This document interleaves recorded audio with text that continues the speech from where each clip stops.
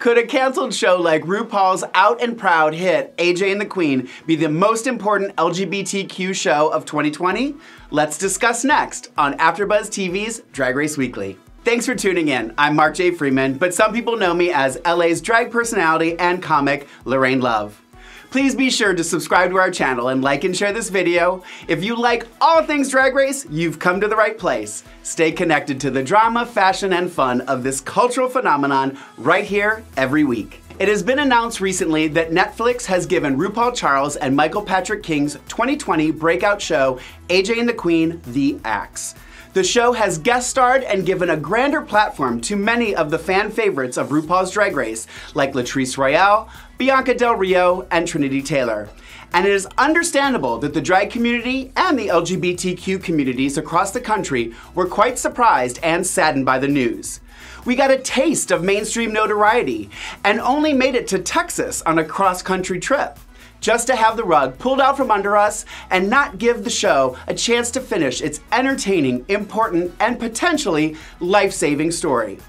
Well, what if I told you AJ and the Queen saves lives? Would you reconsider your decision, Netflix?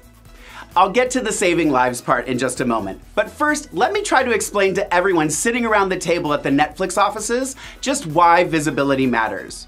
According to Jennifer O'Brien, PhD of psychology, when people are able to see something represented, they are better able to understand and grasp who those people are. And this creates an important shift in the social consciousness to include people from a range of different backgrounds. We live in a world today where people are getting their information from TV, social media, and by what is being portrayed and presented to them. AJ and the Queen presented our community in an authentic and realistic way. People of color, people with ambition, and people who live day to day changing people's perceptions.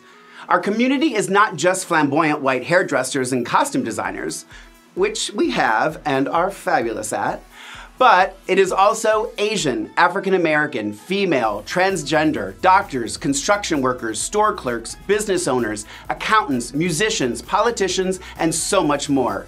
There's a reason we fly a rainbow flag so loudly and proudly, and it is important for all of us to be represented in the fullest and most accurate way possible.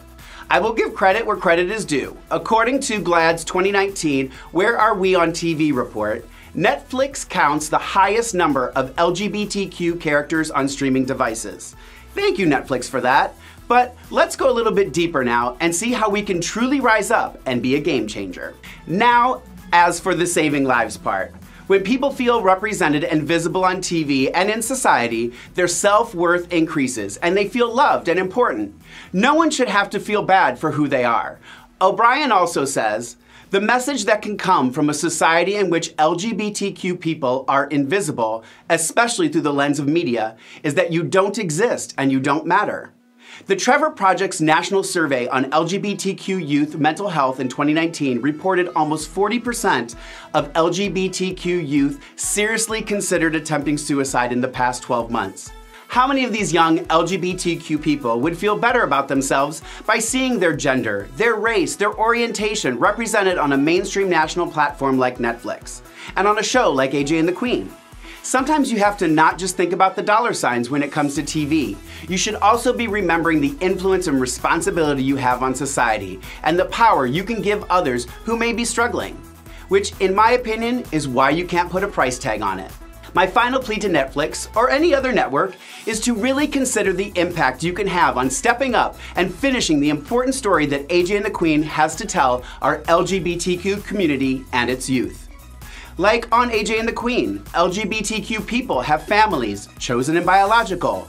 LGBTQ people raise children and adopt, and are police officers and come from a troubled background. They travel all over the country and sometimes have to think twice about being themselves in parts of the country that may not be safe for them. They have neighborhood restaurants and stores that they frequent and keep in business. They need to see people on TV that look like them, or people that feel the same way they do, feel strong, powerful, and loved. We love unconditionally and accept and embrace the differences in our fellow community members. Our LGBTQ community creates a place for new and young members to come to, be themselves, and feel loved.